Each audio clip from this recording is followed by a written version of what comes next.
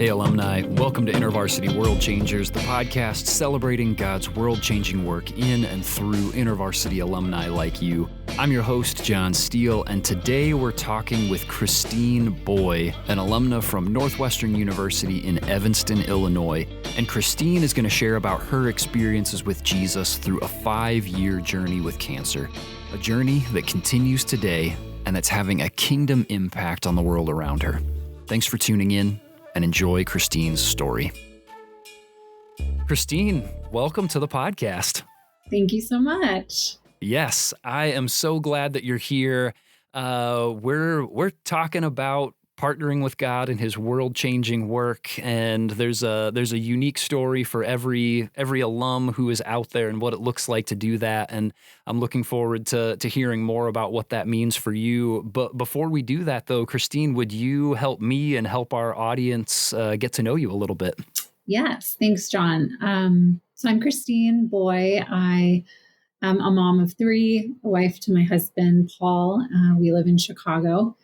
And I had the opportunity to be involved in InterVarsity really early on in my college career and got to really experience Jesus in a real way in a time in my life when I really needed Him and the hope that He offers.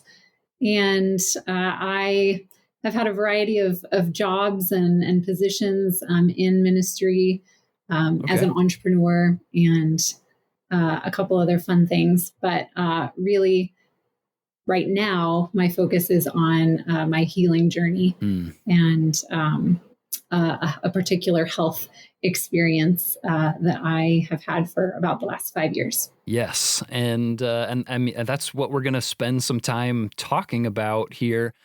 Before we get too far into your story here, let's go backwards just a little bit. You said that you are an InterVarsity alumna. Can we reminisce together for just a minute here? Like, how did you connect with InterVarsity, and is there like a standout moment or just a standout, like, when I think about my time with InterVarsity, this is what wells up inside of me? Can you share a couple of those things with us? Yeah. So I think I was initially introduced to InterVarsity by my husband, who I started dating really early on in college. He's a year older than me and had been involved in a Bible study in his fraternity. And he invited me to Greek conference, which was, I think, maybe February of my freshman year. And I had a pretty profound experience there.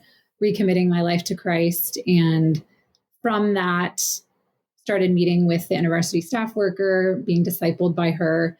And eventually that next year, my sophomore year in the fall, started what we called a group investigating God, or a Bible study, or what turned into a Bible study in my sorority. Nice. I feel like the standout moment would probably be the Global Urban Trek that I had the opportunity to participate in.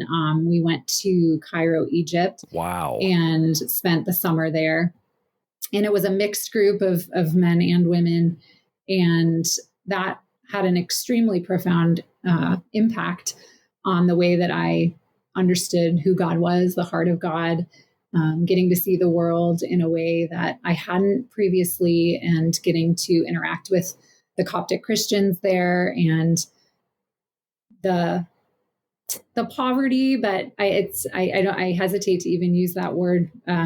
We stayed in a garbage village, so there was maybe worldly poverty, but experiencing the people's joy in spite of that, and coming back, it really impacted what I ended up doing professionally after college and my commitments to an urban environment, specifically in the ministry sector. And a lot of the decisions that I've made in my life. Our podcast is about InterVarsity World Changers, people who are partnering with God's world-changing work in their everyday context. As we think about what an InterVarsity World Changer is, there's two big pieces that come to mind for us. That's somebody who's had a formative experience with InterVarsity, and somebody who is continuing to grow in their love for God, His Word, His people, and His purposes.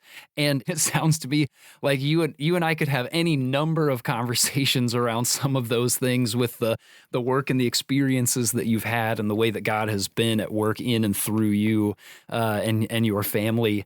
And but we're going to explore this topic in a different way together, Christine. As you know, we've alluded to it a couple of times already. But I mean, up to this point on our podcast, most of our conversations with alumni have been around the ways that they see God at work in the midst of their work, like places of more professional calling.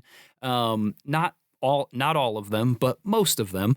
But our conversation is going to be a little bit different, and about the ways that you've seen God at work in the midst of something that you didn't choose or follow a calling into.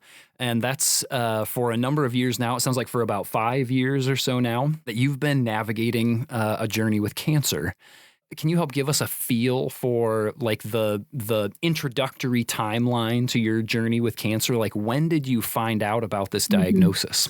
Yes. So I accidentally found a lump in my breast.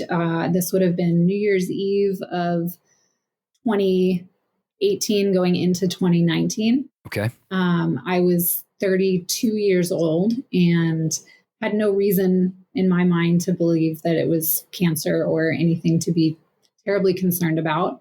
I had breastfed my children and knew that can change the breasts. And so I had reached out to a friend who was in school to become a naturopathic physician, who was a believer and who I trusted, and said, what do I do from here? I don't really know.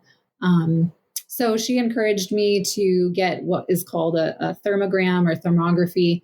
It's not a diagnostic technology, but it doesn't harm the body. It doesn't have any radiation or anything like that. So I did do that almost immediately in the beginning of that year. And from the thermography, we didn't see anything of concern. But a few months into that year, I noticed that it seemed like it was starting to grow and to change. And so at that point, I pursued through a functional medicine doctor a referral to get an ultrasound just to check out what was going on. And from there, things looked abnormal.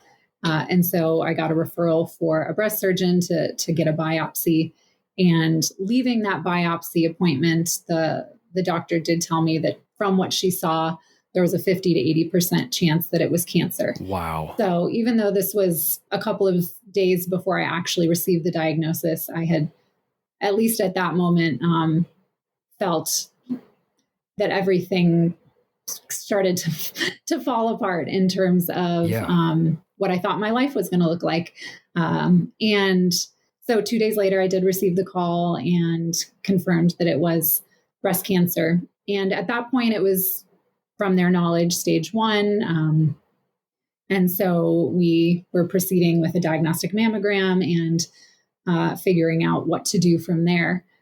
But about 5 days after this initial diagnosis, and on the morning of the day I was going in for this diagnostic mammogram and to talk about next steps, I had been late for my period and took a pregnancy test and found out that morning that I was pregnant with our third child. Oh my gosh. And at that point, we had been trying, we were hoping for another child. And so that introduced a whole different set of emotions, but also thought processes for the decisions that we were going to need to make medically around this new diagnosis. So that was June of 2019. Okay.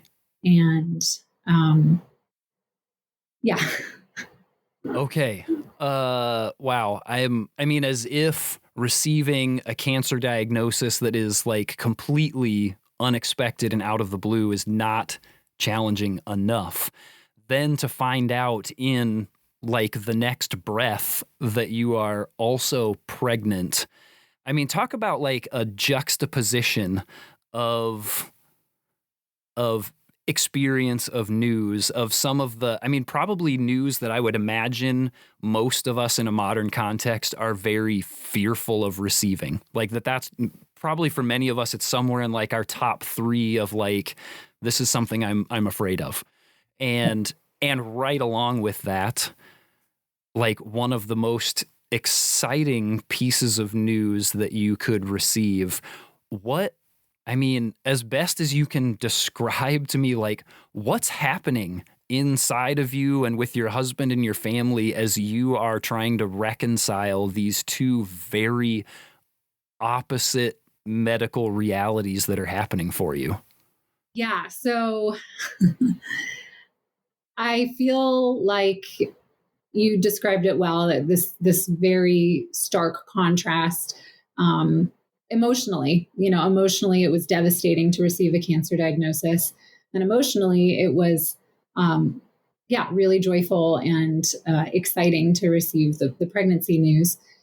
Of course, it became more complex because I had already received the diagnosis, and so we knew that there were risks that I hadn't previously been exposed to, within my body, that it was going to impact every decision I made Yeah. from that point forward, because it wasn't just my health and my life, but it was the health and life of our unborn child. And because we had so longed for another child and wanted the pregnancy, the timing felt particularly tragic or confusing. Yeah. As someone who believes in a sovereign God, it felt very frustrating or confusing, Yeah. I guess, to have to experience that whiplash of emotions, within such a short period of time. And it did ultimately impact every decision we made from that point forward, and who we decided to move forward with in terms of the providers that I received care from after that, the things I refused and said no to. But in many ways, I can also remember feeling a sense of gratitude for this really beautiful thing that was happening in my body alongside this really sort of dysfunctional thing that was happening within my body, and recognizing the miracle that was, and recognizing, just, I don't think I would have said it then, but looking back, that is life in a broken world. That is the human experience. We often can't untangle the beauty from the darkness. And that was, an experience that I was living within my body at the exact same time. Yeah, that's such a great way of putting that. Of like that, it felt like, I mean, for you, I'm sure it felt like your entire life wrapped up into these things that were happening, but like even more macro, that this was sort of like a microcosm of the reality of the world that we live in, the beautiful and the broken happening simultaneously. I did that. You said that finding out this news, that you were pregnant at the same time, that at least in that moment, that it felt like almost this kind of like tragic news, or like really confusing, because it was something that you had so been longing for. Was that something that you had to sort of continue processing through, or at some point did the fact that you were pregnant become, was there like a redeeming thing that came along with that in the midst of that early part of your cancer journey? How did that continue to develop for you? Yeah, I think the answer is yes, to both. I think it was welcome news in the midst of unwelcome news, and that reality never changed. I think it also introduced a level of anxiety in my heart that I hadn't experienced with my other pregnancies. And I had a lot of fear about something happening to her, and that I would never get to meet her. At the time, I didn't know it was a girl, but and so that spilled over into my postpartum, of course, as well. And so I think in many ways it also perhaps strengthened the bond that I felt with this baby because we were doing this really hard thing together. And perhaps it helped me in the midst of having two other children and going through what I was going through medically to find a bit of respite in the conversations that we would have and the connection that we would have throughout the time. And, spoiler alert, I guess the redemptive piece is that she's here and she's perfectly healthy from what we can tell. And that was a huge grace and a huge gift. Definitely wasn't a guarantee. Yeah. But in the beginning, I did have surgery, which felt like the next right thing to do in the moment, but that wasn't without its risks either.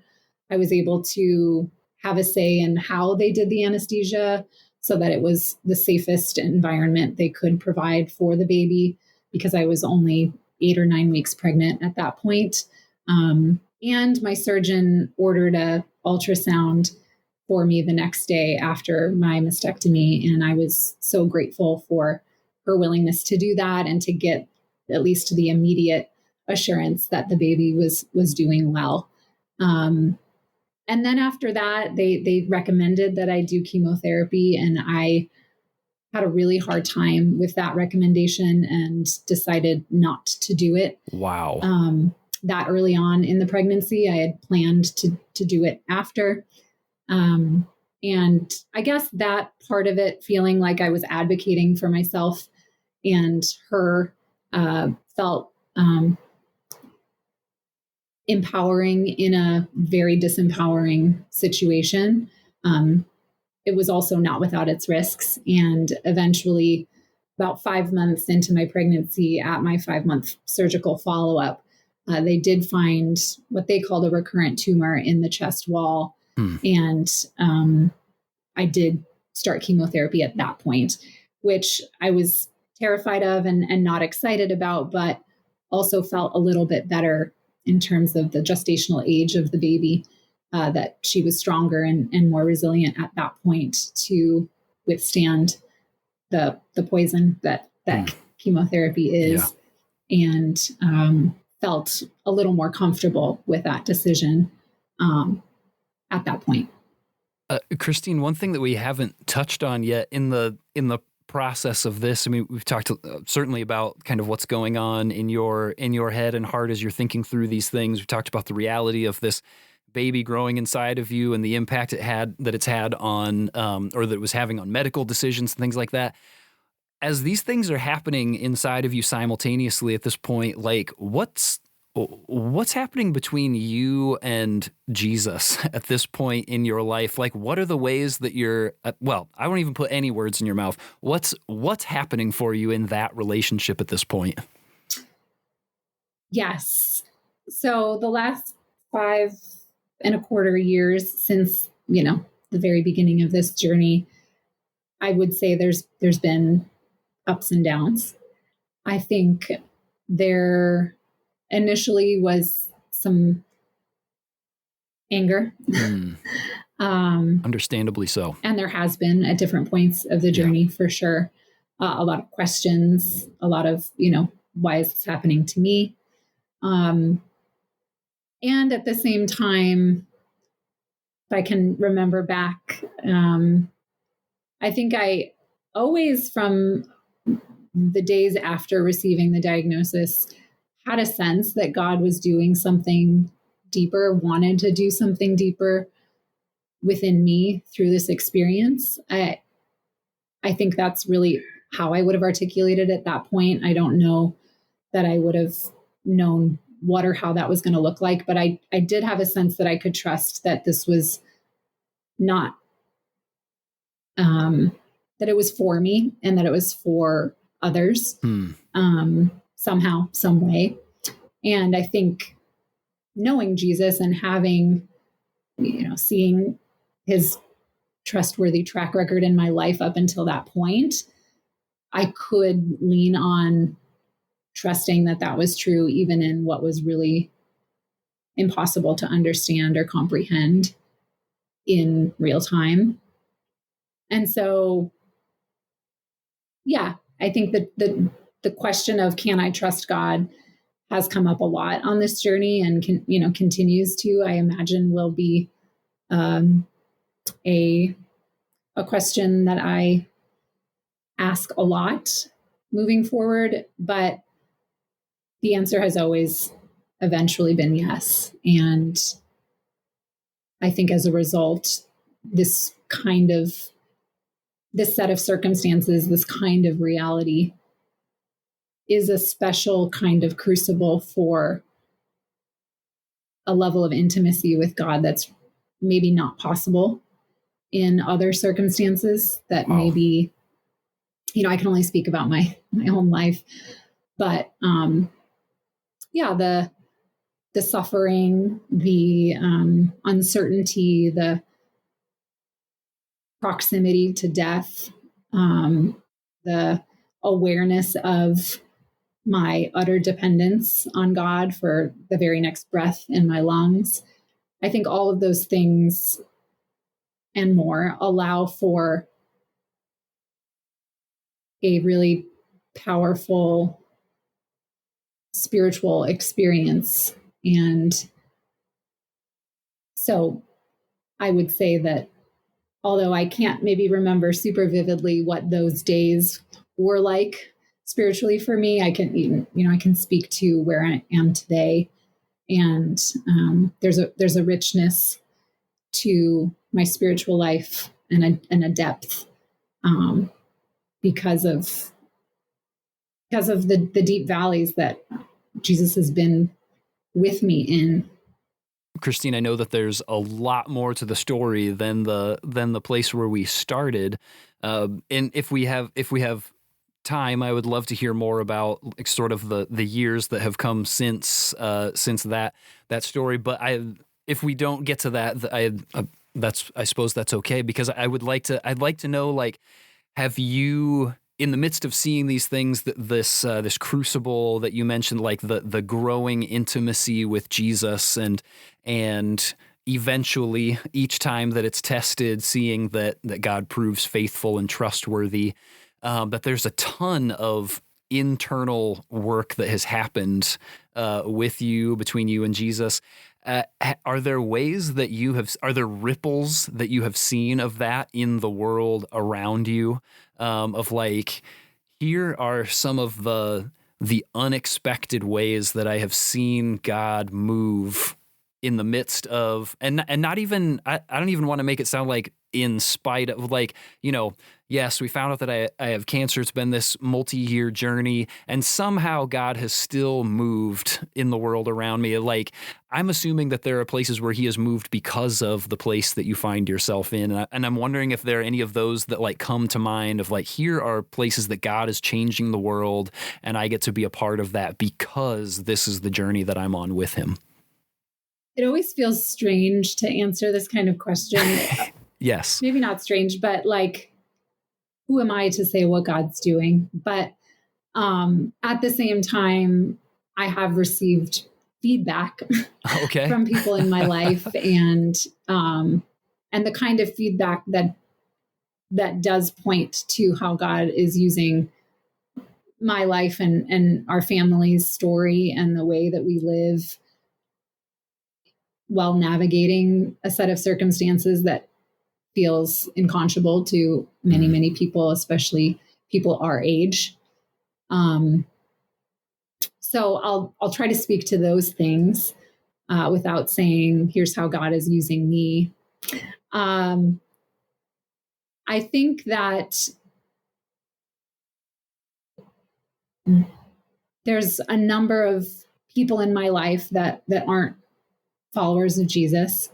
And the feedback I feel like I've received from those people is that their experience of God by watching my faith has impacted them. And that is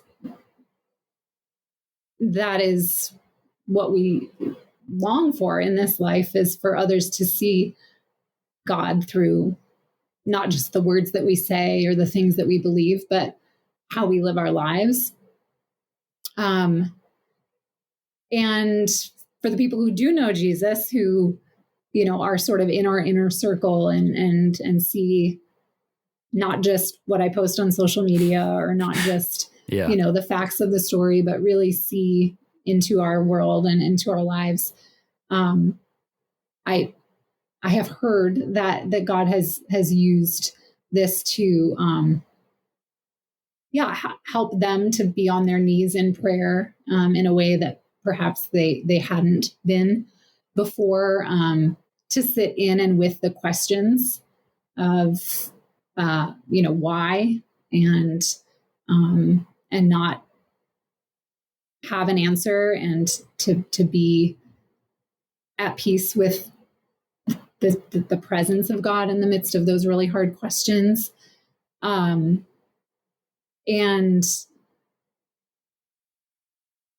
people seem to trust me when someone in their life is recently diagnosed. And so I've talked to dozens and dozens of women in the first days or weeks of their diagnosis, many of whom are around my age. And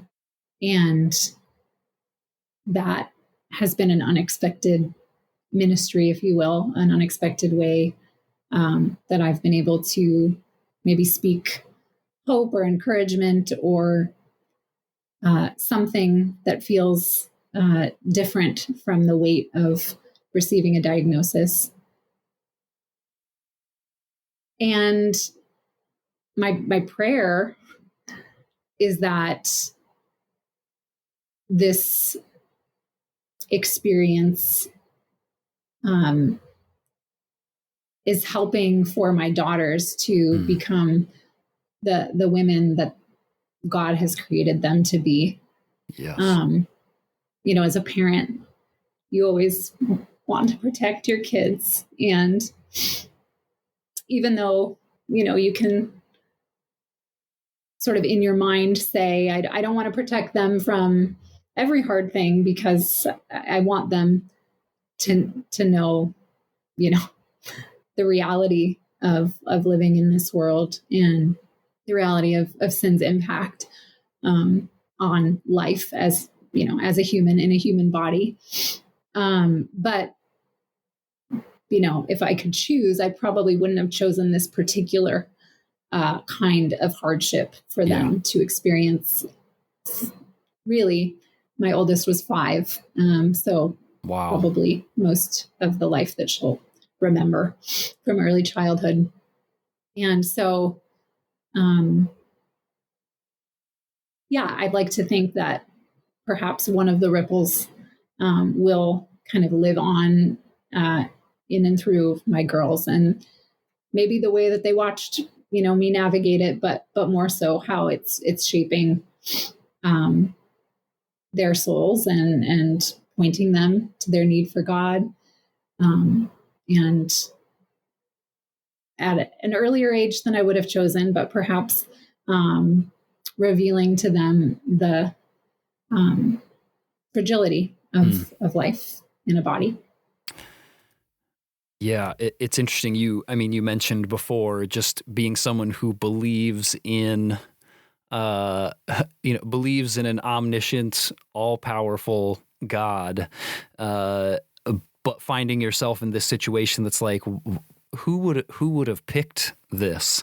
And just thinking from the perspective of a fellow parent, and that I have found myself, obviously in completely different circumstances, but I've found myself fighting against the urge to pray that God would make me like the perfect parent or whatever, and instead to be the parent that my daughters need me to be. And to think like, wow, okay, God has chosen me and my wife and these kids to do this life together. And why me? I feel so ill-equipped to do this. But then to find yourself in a circumstance like yours and say, Lord, in the midst of cancer, like, what does it look like for me to parent and instill in these children the things that they need as they move forward and navigate their own difficulties, and them seeing us go through difficult things, and what does it look like to trust in a all-knowing, perfectly powerful, perfectly loving God to like walk through those moments with us and with our kids as we navigate some of the most broken parts of the reality of this world. And man, that is a hard thing to entrust to God, that he's done this right. Yes.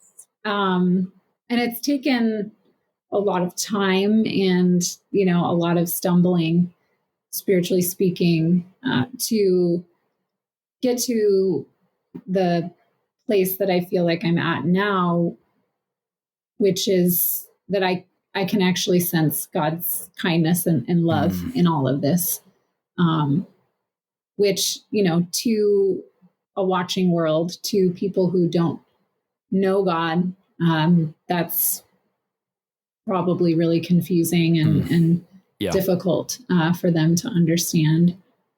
And at this point in our modern world, most people have a firsthand experience with cancer, whether it's a friend or a family member or a coworker. And everyone has a different experience with it, but most of the time what they're bringing in is, a sense of fear because they've known someone who has died or gotten, really, really sick, and things have, ended uglier than maybe they would have preferred. And the managing of other people's emotions and expectations around what this looks like can also feel like a heavy burden. From the beginning of my journey, I decided to be pretty open on social media about my story, and have written a number of poems and shared that contrast or that juxtaposition we talked about in the beginning pretty openly. And it's been a therapeutic outlet for me also. So it's self-serving and perhaps maybe helpful for other people as well. But I'm constantly going back and forth on, feeling this maybe expectation to keep showing up and keep sharing and to keep providing perhaps the, inspiration or the good feelings that perhaps someone who follows me for the cancer part of my life wants or thinks they need.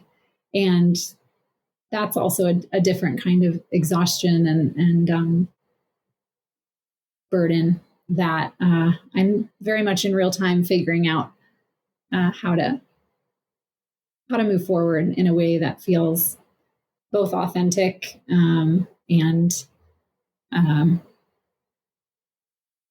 not out of duty or feeling like I have to. Yeah. She says on the podcast from the random guy who invited her to share her story.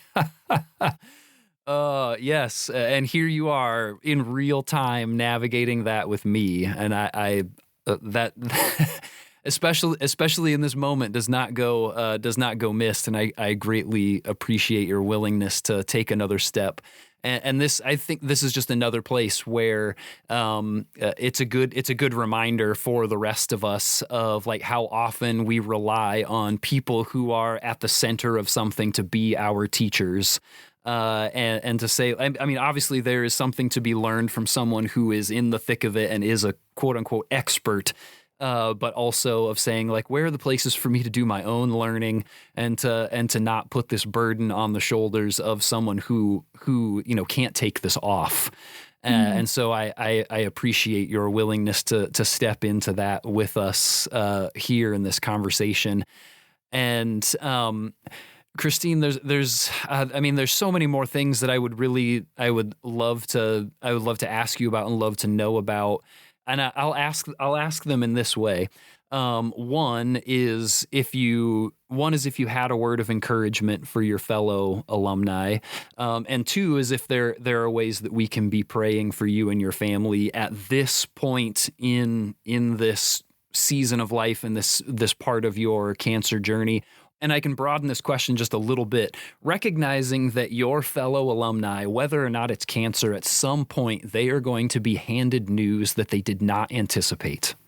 And they will be handed news they didn't anticipate that has the potential to be soul crushing and like course of life diverting. Is there a pastoral word that you would impart to your fellow alumni who either have recently had that happen or for the rest of us who undoubtedly will in one way or another? Mm. Yes. So to that question, I do want to encourage people to remain open to God in the midst of whatever circumstances they might find themselves in with cancer and other diagnoses, other life-altering events. I think I know that there is a deep grief that we sometimes don't know how to lament. We don't know how to sit with that thing. We want to move past it. We want to, we don't want to feel it. We want to understand why. And so the grief or the losses of the life that we thought we might have, or the life that we thought God was building for us or writing, co-authoring with us, that looks really, really different from what we had expected. And so creating space in your heart and in your life to grieve and to ask God into that place and embracing the really uncomfortable mystery of who God is and how God works. And part of that is letting those questions go unanswered, perhaps on this side of heaven. Wow. And not growing cynical or resentful of God in that, but remaining open to God's comfort and care and heart for us in the midst of these really hard things. I didn't say this explicitly yet, so I will say it now. After about 2 years of clear scans in September of 2022, ended up, well, it was July that I ended up in the ER, but September ended up finding out that the cancer had spread. Wow. It was in my liver and my lung and my bones. Ugh. And we're in September of 2024 now. So it's been 2 years of living with what many would call a terminal illness. Wow. Incurable cancer. And that is a distinctly different experience. Not better or worse, not harder or easier, but it is different than a stage 1 diagnosis, even in the midst of the circumstances that I found myself in at that point. There is a different level. I don't want to speak in level, it's not actually levels, but there is a different depth and breadth to what that could mean and all of the uncertainty. Even as, advanced as our Western medicine world is, there's a lot that's unknown. There's a lot that is really just, let's try this and see. Let's wait for the next drug to come out, the next clinical trial, et cetera. And so in terms of a prayer request, I guess just naming that as my current reality, naming that as sort of the next step on the journey, if you will. Yeah. And I guess my request would be that I would just remain faithful to the path that God has set before me, that I would continue to seek and trust God for that deeper healing that I sensed He was inviting me into all those years ago. And that, my deepest desire would be that I would get to be a grandma one day. But that's not promised to me. That's not promised to any of us. I'm just much more in touch with that reality that it might not be what I get to experience. So, to hold our family, that we would get to experience lots of joy, lots of memory making, lots of time together, lots of time where we get to see God and thank God for the ways that He is moving, even when we don't understand it.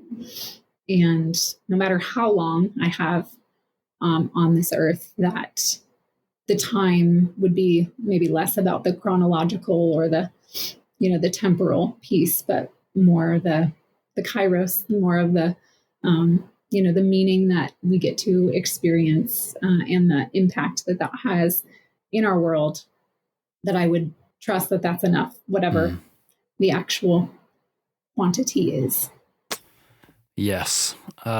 We will absolutely make sure that we add our alumni prayer requests to the show notes of the episode. Alumni, as you listen, please return there to be able to continue praying for Christine and her family.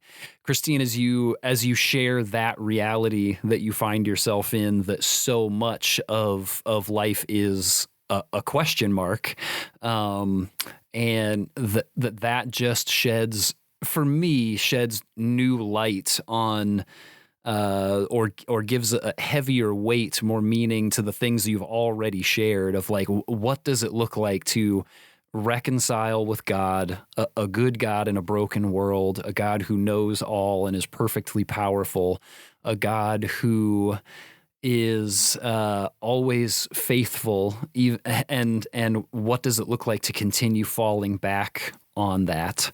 And as you said, talking about the faithfulness of God and asking that you would be faithful along with Him in that. That is such a powerful thought of what does it look like to run your race well and to remain faithful to the calling that has been placed on your life, and to run in parallel faithfulness with a good and loving God in the midst of question marks and health that ebbs and flows and good days and bad days. Wow. Christine, I feel, this is not about me. It's not about me, but I feel a great level of honor that you would come and share these stories with us, that you would bless alumni with the perspective and the experience that you have. You are, these are prophetic words that you're speaking to us, and I pray that we would receive them as such. And so I'm grateful for your investment of time for us and sharing these stories, and I'm grateful for the faithful mother and wife and child of God that you are and have been, and would you continue to do that? And as much as I am able to say this or be representative of a whole body of people, as a fellow alum, I am proud to be counted among you. and to know that there is someone like you who is following Jesus in the way that you are, and who is having an impact on the world around you, who's participating in the impact that Jesus is having in the world around you. And yeah, Christine, I look at you and I say I want to be more like you. So thank you for the witness that you have. Thank you for the example that you are setting for all of us, and I'm super grateful for you spending some time with us today. Thank you so much. Thank you for your generous words. It really is a gift to be able to share part of my life and part of our story, and it's not wrapped up in a bow. It's not complete, but continuing to pray that God shines through it and that He gets the glory due to Him in the midst of it. So thank you. Thanks for tuning in, alumni. Check the show notes for more information about today's guest and for ways that you could be praying for your fellow alum. If you know someone who needs to hear this story, take just a moment to share the episode with them, and then be sure to leave us a rating and a review as well. Now go change that world, alumni.